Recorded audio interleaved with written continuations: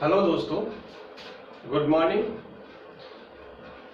हमने जो हमारी पिछली क्लास थी उसमें थॉर्नडाइक के सिद्धांत को कंप्लीट किया।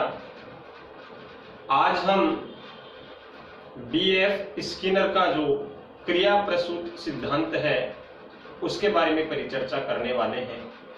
तो आज का अपना टॉपिक है अधिगम के सिद्धांत में क्रिया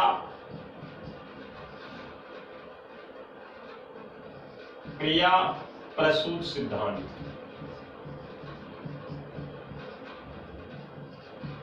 अगर हम इस सिद्धांत के अन्य नामों की बात करें तो इसको साधनात्मक अनुबंधन भी कहते हैं। याद रखने योग्य बातें हैं।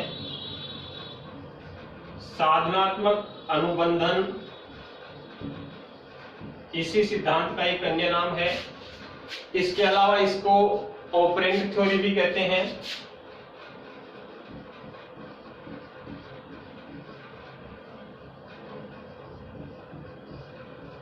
इसी सिद्धांत का नाम है ऑपरेंट थ्योरी और इसको प्रबलन का सिद्धांत भी कहते हैं।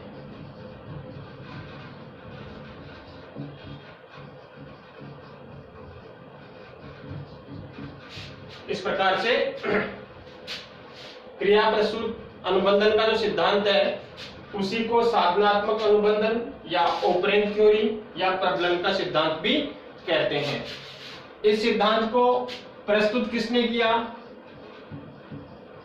साथियों, इस सिद्धांत को प्रस्तुत किया बीएफ स्किनर ने। मूल रूप से अमेरिकी विद्वान थे बीएफ स्किनर। ये कुछ याद रखने वाली बातें हैं। मूल रूप से अमेरिकी विद्वान थे बीएफ स्किनर। इन्होंने अपने प्रयोग दो प्रकार से किए। इन्होंने पहला प्रयोग 1938 में किया और वो इन्होंने किया चूहे पर।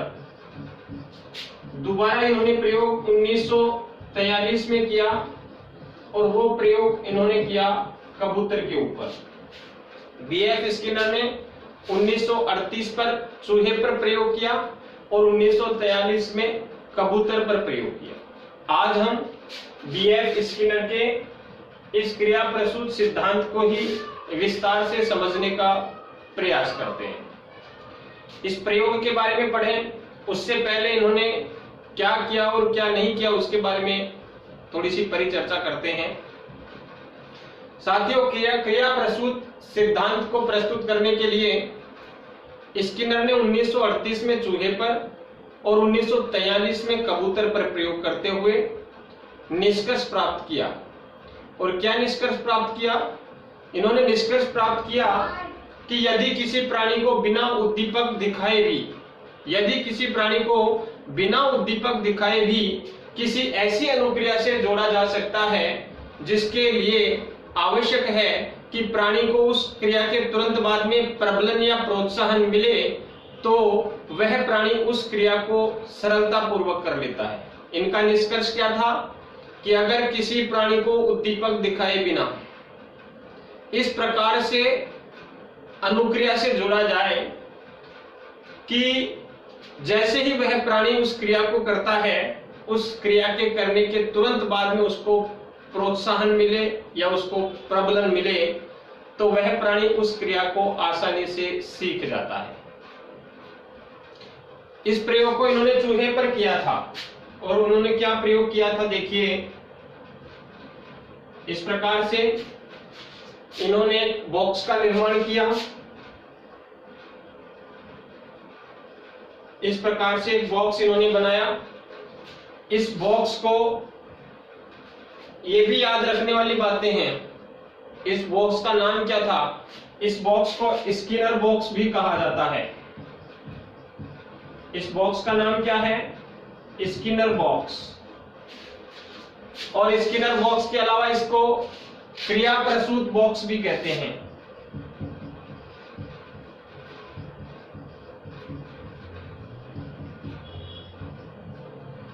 और क्रिया प्रसूत बॉक्स के अलावा इसको आवाज रोधी बॉक्स भी कहा गया।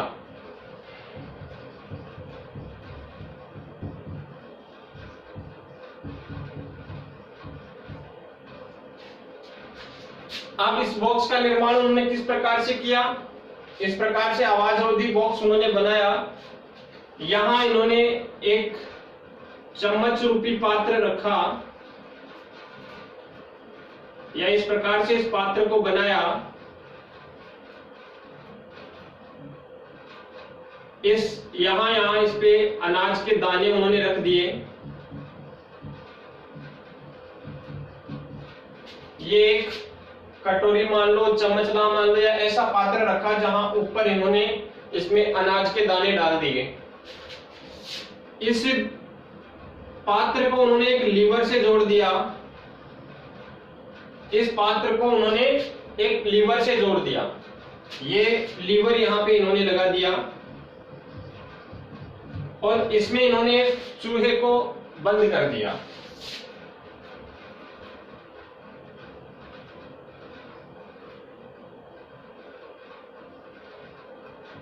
इस प्रकार से एक चूहा उन्होंने इस बॉक्स में बंद कर दिया। अब जैसा कि उनके निष्कर्ष में हमने क्या कहा कि अगर प्राणी को ऐसी अनुक्रिया से जोड़ा जाता है जिसके लिए उसे उद्दीपक बिना दिखाए जोड़ा जाए। अब ये अनाज के दाने हैं, ये उद्दीपक है, ये इस चूहे को दिखाई नहीं दे रहा है, लेकिन इसकी अनुक्रिया से ऐसे इस प्रकार से जोड़ दिया कि चूहा प्रयास करते हुए जैसे ही इस लीवर के ऊपर अपना पैर रखेगा, ये लीवर अगर दब गया उससे, तो एक खट की आवाज आएगी और उस आवाज के साथ में ये अनाज के दाने उसे खाने के लिए प्राप्त हो जाएंगे। तो ये उद्दीपक इसने नहीं देखा, लेकिन इसको ये पता है कि धीरे धीरे ये सीख गया कि जैसे ही ये अनुक्रिया करता है, यानी इस लीवर को जैसे ही दबाता है, उसको अनाज के दाने मिल जाते हैं। तो अगर उस अनुक्रिया के तुरंत बाद में प्रबलन या प्रोत्साहन मिलता है तो प्राणी उस व्यवहार को सरलता पूर्वक सीख जाता है। यही स्किनर ने अपने इस प्रयोग में साबित किया। इस प्रयोग के आधार पर, ये जो प्रयोग उन्होंने किया, इस प्रयोग के आधार पर उन्होंने दो प्रकार की जो अनुक्रियाएं हैं उनका उल्लेख किया। अनुक्रियाएं कितने प्रकार की बताई उन्होंने अनुक्रिया दो प्रकार की बताई। और वो दो प्रकार की अनुक्रियाएं कौन कौन सी हैं? पहली अनुक्रिया उन्होंने बताई प्रकाशित अनुक्रिया।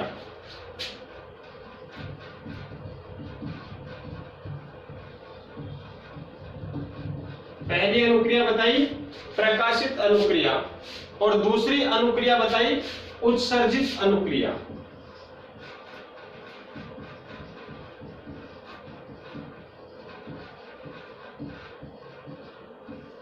प्रकाशित अनुक्रिया और उत्सर्जित अनुक्रिया। अब सवाल यह है कि प्रकाशित अनुक्रिया से मतलब क्या है? तो प्रकाशित अनुक्रिया के बारे में उन्होंने क्या कहा कि जब प्राणी के सामने कोई उद्दीपक होता है, जब प्राणी के सामने कोई उद्दीपक होता है तो वह उस उद्दीपक से प्रभावित होकर किसी प्रकार का व्यवहार करता है। थॉर्नडाइक वाला हमने पढ़ा, उसमें यही तो था, प्राणी के सामने उद्दीपक होता है, उस उद्दीपक से प्रभावित होकर के फिर वो व्यवहार करता है। लेकिन उत्सर्जित अनुक्रिया क्या होती है? उत्सर्जित अनुक्रिया जो है उसमें प्राणी के सामने कोई उद्दीपक नहीं होता, लेकिन जैसे ही वह अनुक्रिया करता है, उस अनुक्रिया के तुरंत बाद में उसे वह उद्दीपक प्राप्त हो जाता है। तो ये जो प्रकाशित अनुक्रिया है जिसमें उद्दीपक नहीं होता है, इसको एसआर सिद्धांत कहा गया। एसआर थ्योरी इसको कहा गया। इसमें क्या है? एसआर थ्योरी में क्या है कि प्राणी के सामने कोई उद्दीपक होता है तो उससे प्रभावित होकर के और उसके बाद में वह अनुक्रिया करता है। थॉर्नडाइक ने इसको प्रस्तुत किया, लेकिन उन्होंने इस सिद्धांत को उलट दिया उत्सर्जित अनुक्रिया के माध्यम से, और इसको इन्होंने आरएस थ्योरी में बदल दिया। और इन्होंने क्या कहा? इस अनुक्रिया में इन्होंने कहा कि जब कोई प्राणी के सामने उद्दीपक नहीं होता है, लेकिन उस अनुक्रिया के बाद में अगर उसको उद्दीपक प्राप्त होता है तो उसे क्रिया प्रसूत या उत्सर्जित या आरएस थ्योरी कहा जाता है। उत्सर्जित अनुक्रिया या आरएस थ्योरी कहा जाता है। इस प्रकार से दो प्रकार के उन्होंने अनुक्रियाओं के दो प्रकार हमें बताए। स्किनर जो है उन्होंने इस उत्सर्जित अनुक्रिया के माध्यम से ही अपना जो प्रयोग है उसको उन्होंने चूहे पर सिद्ध किया। इसीलिए यह कहा जाता है कि पहले से जो ये एसआर थ्योरी प्रचलित थी, उस एसआर थ्योरी को बदल के रख दिया किसने? बीएफ स्किनर ने। अब इनका एक प्रयोग मैंने आपको बताया नहीं कि कबूतर पे तो मैंने आपको बता दिया, या सॉरी चूहे पे तो मैंने आपको बता दिया, लेकिन कबूतर पे मैंने नहीं बताया। उन्होंने कबूतर पे प्रयोग करते हुए क्या किया? उन्होंने इसी प्रकार से एक बॉक्स बनाया और इस बॉक्स में इसी प्रकार से उन्होंने एक पात्र बनाया जिसमें उन्होंने दाने रख दिए और ऐसे ही लीवर लगा दिया। लीवर लगाने के बाद में उन्होंने एक किया कि 2 स्टेप में ये प्रयोग उन्होंने किया। पहले स्टेप में इस लीवर के पास में सामने एक टॉर्च लगा के और उसको प्रकाशित कर दिया। इसमें कबूतर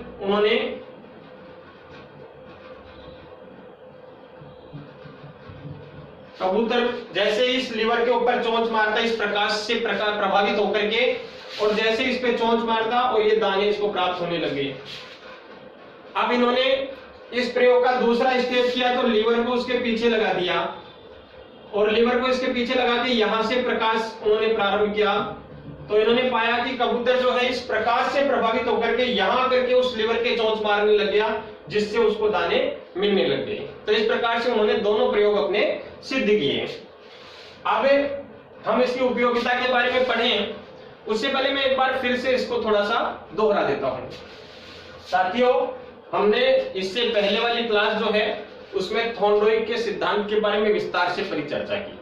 आज हम बीएफ स्किनर के द्वारा प्रवर्तित क्रिया प्रसूत अनुबंधन का सिद्धांत कह दो, या साधनात्मक अनुबंधन का सिद्धांत कह दो, या ऑपरेंट थ्योरी का सिद्धांत कहो, या प्रबलन का सिद्धांत कहो, हम इसके बारे में विस्तार से परिचर्चा कर रहे हैं। बीएफ स्किनर ये एक मूल रूप से अमेरिकी विद्वान थे और इन्होंने अपने प्रयोग को 2 भागों में किया। 1938 में इन्होंने चूहे के ऊपर अपना प्रयोग किया और 1943 में इन्होंने अपने प्रयोग को कबूतर के ऊपर किया।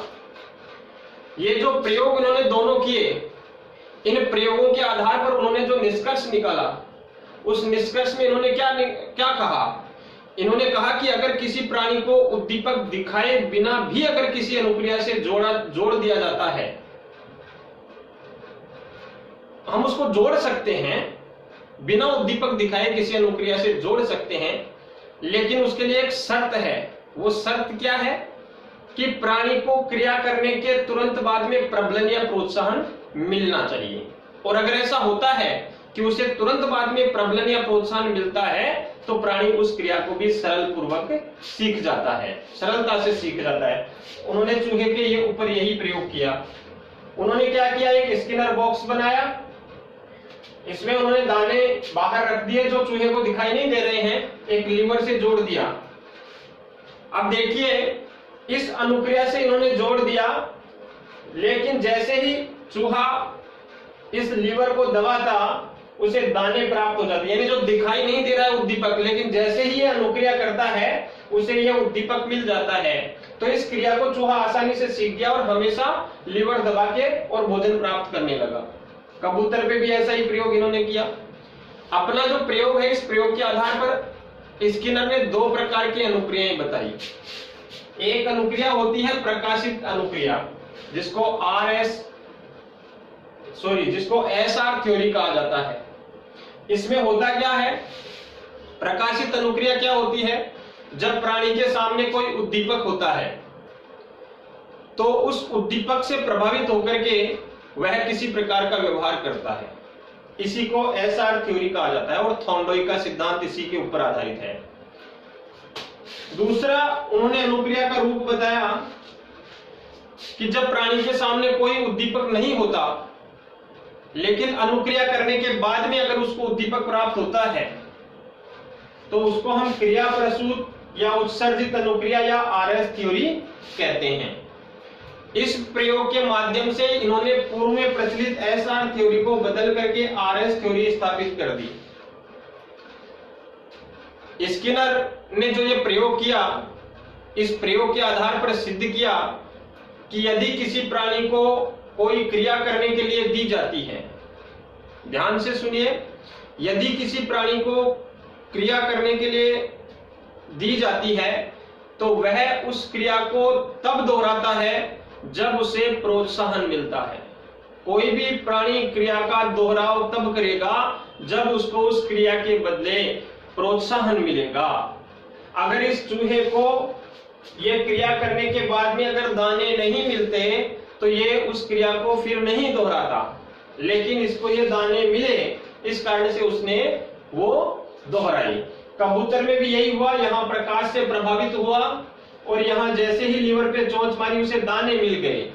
अब अगर ये दाने नहीं मिलते तो ये पीछे जलाने के ऊपर अनुक्रिया नहीं करता, लेकिन उन्होंने पीछे भी यह लीवर लगा के प्रकाश दिखाया तो उसने यहाँ चोंच मारी, जिस प्रकाश के ऊपर चोंच मारी, तो यह अनुक्रिया उसने क्यों की? क्योंकि उसको पता था कि जैसे ही वो अनुक्रिया करेगा उसको दाने मिलेंगे। इस प्रकार से उन्होंने अपना ये सिद्धांत प्रस्तुत किया। अब इसकी उपयोगिता क्या है? अपने कंप्यूटर की टाइपिंग का काम हो, टंकण का काम हो, इसी सिद्धांत के ऊपर आधारित है। या हम कहें पुनर्बलन पे बल दिया गया, वो इसी सिद्धांत में दिया गया। हमारे अभिक्रमित अनुदेशन प्रारंभ हुआ 1954 में। वो अभिक्रमित अनुदेशन भी इन्हीं की जो थ्योरी है, आरएस थ्योरी, उसी के ऊपर आधारित है। साथियों, इस प्रकार से ये बीएफ स्किनर का अपना प्रयोग आज की क्लास में पूर्ण हुआ। इसके बाद में हम लोग पुनर्बलन के सिद्धांत के बारे में विस्तार से पढ़ेंगे।